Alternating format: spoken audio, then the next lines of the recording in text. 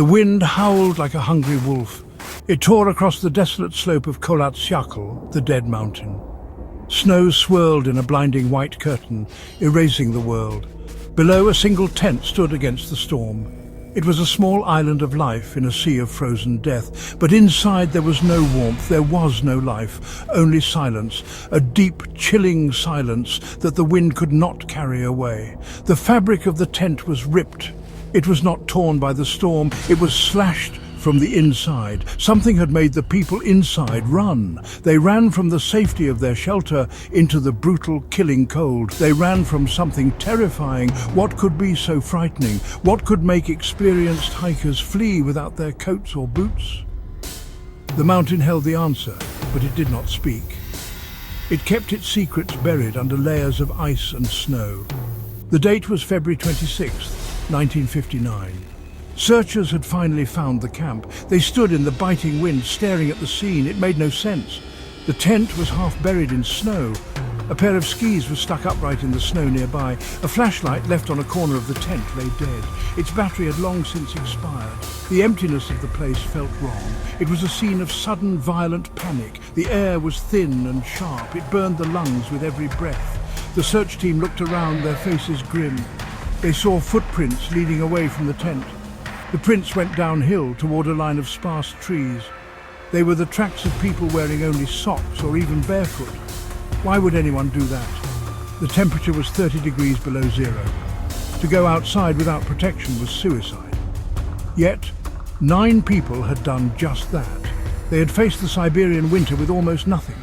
They chose the storm over whatever was inside their tent. The mystery of Dyatlov Pass had just begun. This place was not for humans. The local Mansi people knew this. They called the mountain Kolatsyakhl for a reason. They told stories of strange things happening there. They warned outsiders to stay away. But the hikers were young and strong. They were Soviets, filled with the spirit of adventure. They did not believe in old legends. They believed in science and their own strength. They thought they could conquer the mountain. They were wrong.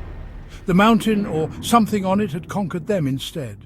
Their story would become a chilling legend, whispered for decades to come. A puzzle with too many missing pieces. They were not amateurs. They were students and graduates from the Ural Polytechnical Institute. They were skilled hikers and skiers. Their leader was Igor Dyatlov, only 23 years old. He was experienced and respected. He had planned this expedition carefully. The goal was to reach Otorten, another mountain 10 kilometers to the north. It was a Category 3 trek, the most difficult classification. They were prepared for the challenge. They had the best equipment available at the time. They had warm clothes, sturdy skis, and enough food for the journey. They were confident. They were ready for anything the wilderness could throw at them, or so they thought. The group consisted of 10 people. But one member, Yuri Yudin, fell ill early in the trip.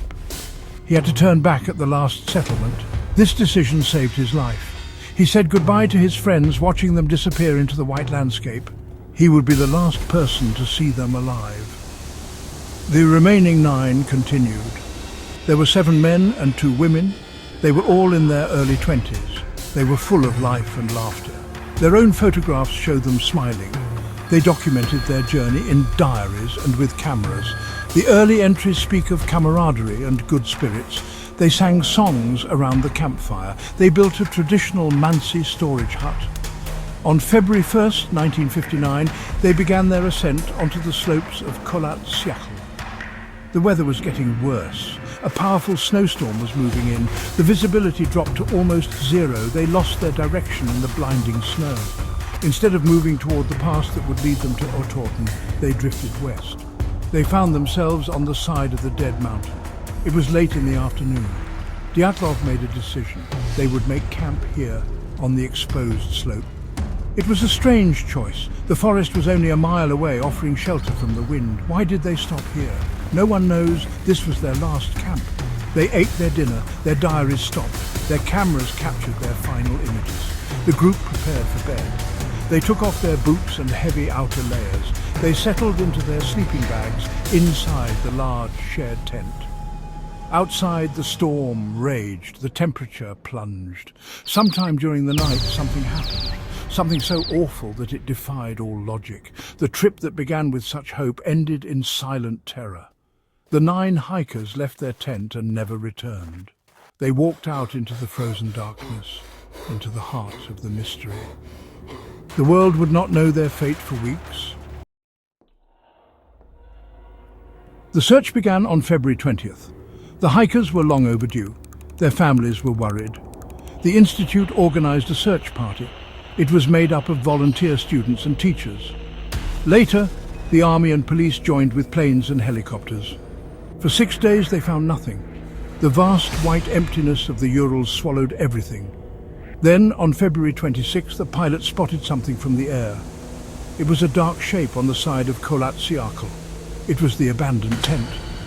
The ground team moved in. They approached the site with a mix of hope and dread. What they found only deepened the mystery. The tent was badly damaged.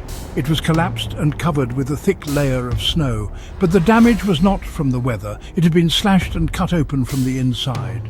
The cuts were deliberate. They were large enough for a person to crawl through. Why cut your way out of your only shelter? The zipper on the entrance was working. They could have just opened it. It suggested they were in a hurry. A frantic, desperate hurry. Something inside the tent or just outside had terrified them. They needed to get out immediately. They did not have time for zippers. They used a knife. Inside the tent, everything was left behind. It was a snapshot of a moment frozen in time. 9 pairs of boots were lined up neatly. Warm coats, hats and gloves were folded. Backpacks filled with supplies were untouched. There was food on a small plate. A flask of vodka was ready to be shared. It was clear they had not planned to leave. All their protection against the deadly cold was right there. They had abandoned it all. The investigators also found the group's diaries and cameras. The final photos and entries gave no hint of trouble. Everything seemed normal until the very end. Outside the tent, the searchers found a trail of footprints. The prints led down the slope toward a patch of forest. There were 8 or 9 sets of tracks. Some were made by people wearing only socks. Some were from a single felt boot or valenka. Some were completely barefoot. The prints in the snow told a story of a slow, deliberate march, not a panicked run. They walked side by side in an orderly line. This was another contradiction. They fled the tent in terror, yet they walked calmly down the mountain. The tracks continued for about 500 meters, then they disappeared, covered by fresh snow. The trail went cold. The trail of footprints led the searchers to the edge of the nearby woods. Under a giant old cedar tree, they found the first signs of human life, or rather, death. There were the remains of a small fire. The branches on the cedar tree above were broken up to 5 meters high. It looked like someone had tried to climb the tree. Perhaps they were looking for the camp. Or perhaps they were looking for something else. Something they were afraid of. Lying next to the dead fire were the first 2 bodies. They were Yuri Krivonichenko and Yuri Doroshenko. They were stripped down to their underwear. They had no shoes, they had no coats, they were frozen solid, their hands were burned and scraped raw. It seemed they had desperately tried to keep the fire going. They had broken off branches with their bare hands, but the small fire was not enough to save them from the brutal cold. The official cause of death was hypothermia. It seemed simple enough. They froze to death. But why were they so far from the tent? Why were they undressed? The mystery only grew deeper. The searchers followed a line between the cedar tree and the camp. They were looking for the others. 300 meters from the cedar tree, they found the next body. It was Igor Dyatlov, the group's leader. He was lying on his back in the snow. His face was pointed toward the tent. One hand was clenched as if holding onto a small branch. He was dressed, but not for the extreme cold. He wore a sweater and trousers, but no coat or boots. He seemed to have been trying to return to the camp. Was he trying to get supplies? Was he trying to face whatever had made them run? His posture was defensive. He looked like he was shielding himself from something. Again, the cause of death was listed as hypothermia. A short distance away, they found Zinaida Kolmogorova. She was also trying to crawl back toward the tent. She was found closer to the camp than Dyatlov. She was better dressed, but still lacked proper winter gear. Her face was covered in blood, though there were no major injuries to explain it. It seemed to come from a simple nosebleed, perhaps caused by the exertion and cold.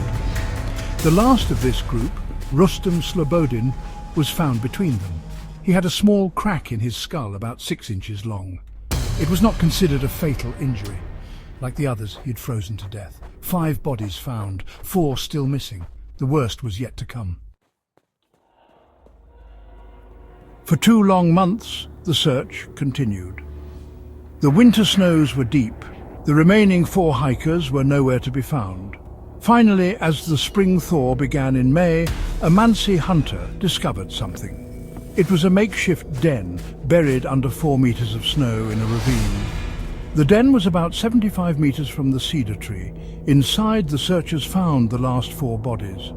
They were Lyudmila Dubinina, Alexander Kolevatov, Nikolai Thibault Brignol, and Semyon Zolotaryov. They were better dressed than the others. It seemed they had taken clothes from their dead friends by the cedar tree. They had tried to survive. But, it was their injuries that shocked everyone. These were not the marks of hypothermia. These were violent, crushing injuries. Nikolai Thibault Brignol had suffered a massive skull fracture. It was a severe, fatal blow. Lyudmila Dubinina and Semyon Zolotaryov had broken ribs. The doctor who performed the autopsies compared the force of the injuries to a car crash. He said it was impossible for a human to inflict such damage. The force required was immense, yet strangely, there were no external wounds.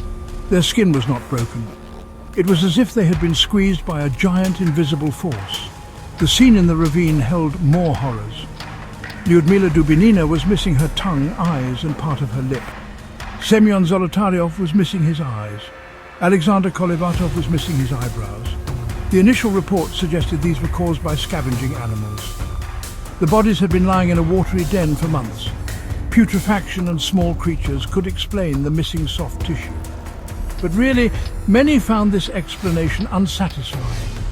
The missing tongue, in particular, became a focus of dark speculation. Was it removed by an animal, or was it something more sinister? The questions piled up with no clear answers. The official conclusion for these 4 was death by a compelling unknown force. It was a vague and unsettling verdict. The investigation was closed. The files were classified and sent to a secret archive. The deaths were ruled an accident. But how could it be an accident? The combination of strange events was too much to ignore. The tent cut from the inside, the barefoot march in the snow, the calm walk followed by a desperate struggle. The bizarre, massive internal injuries with no external signs of a fight. The case was officially closed, but the mystery was wide open. It haunted the families and the investigators for the rest of their lives. The mystery took another strange turn during the autopsies. The medical examiner tested the clothing of the last 4 hikers found in the ravine. The results were startling. Several pieces of their clothing showed significant levels of radiation.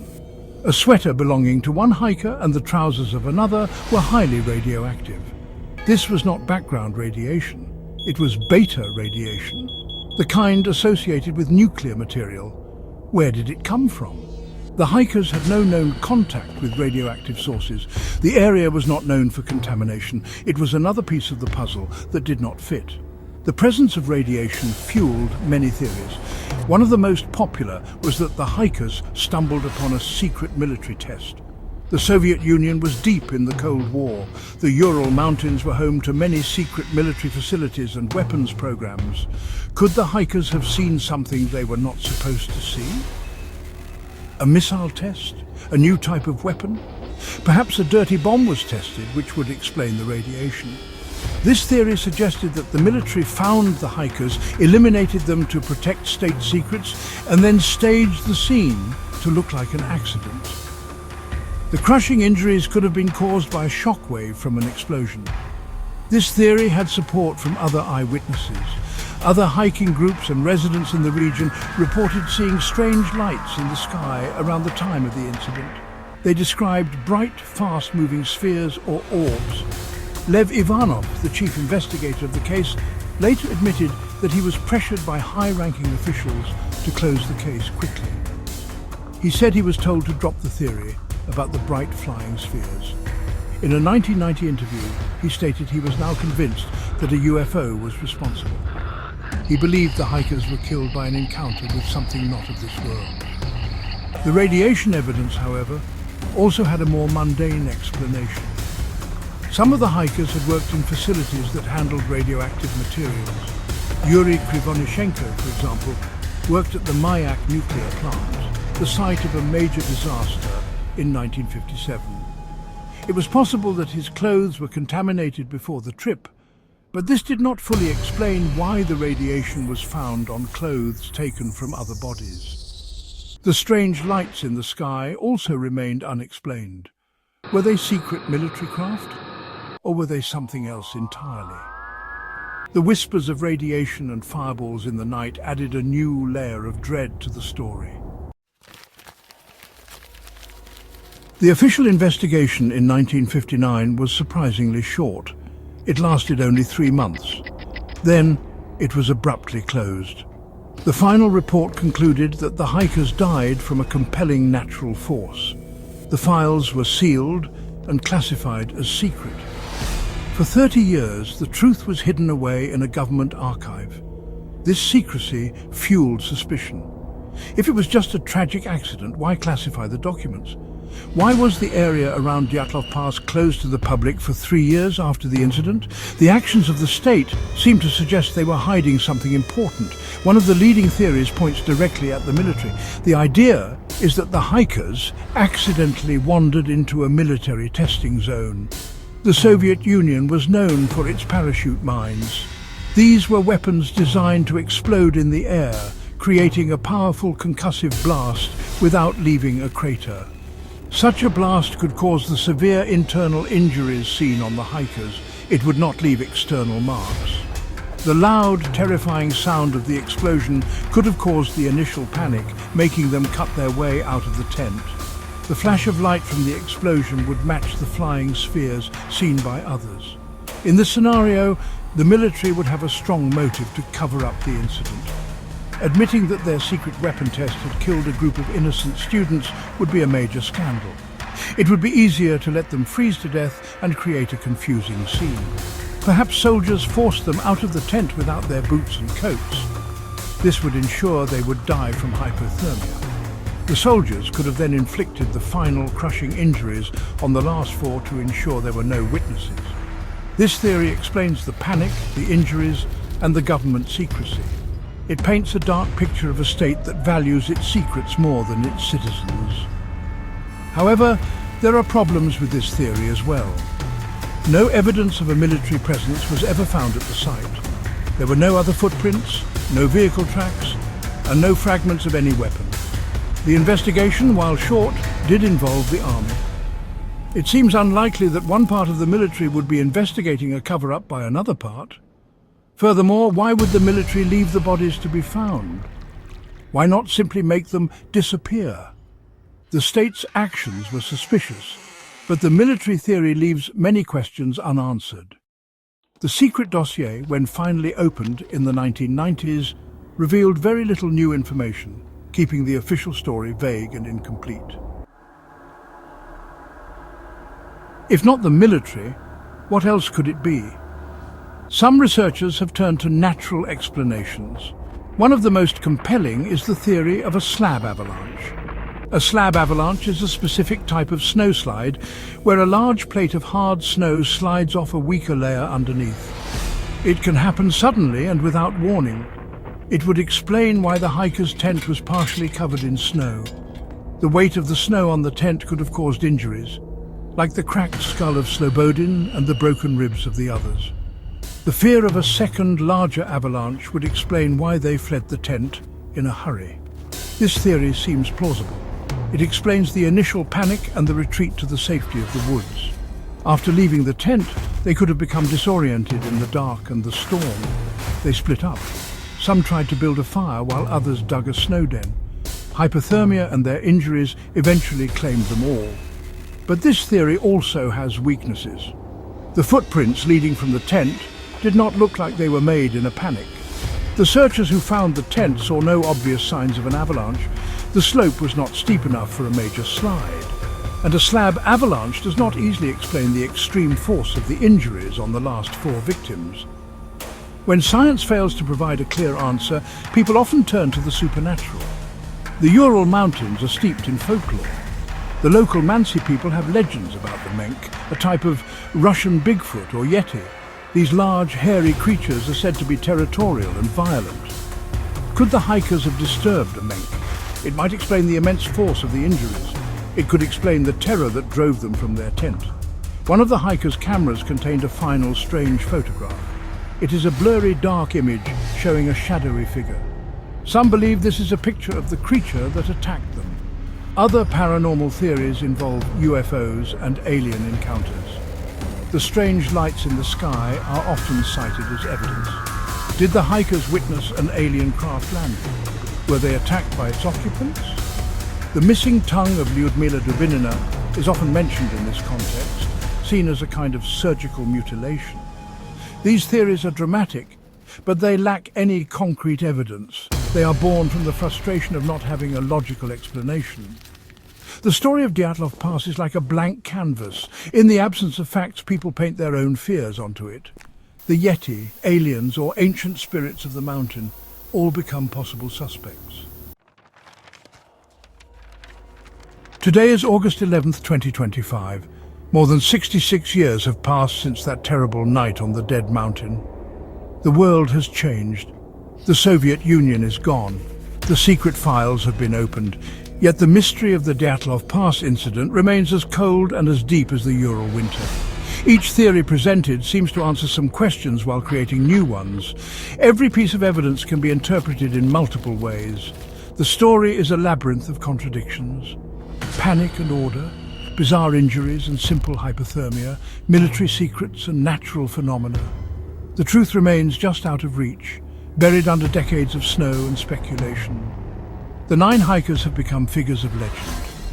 Igor Dyatlov, Zinaida Kolmogorova, Lyudmila Dubinina, Nikolai Thibault Brignole, Alexander Kolovatov, Yuri Krivonishenko, Rustem Slobodin, Semyon Zolotaryov, and Yuri Doroshenko. Their names are forever linked to this chilling puzzle. Their black and white photographs show us their young, hopeful faces.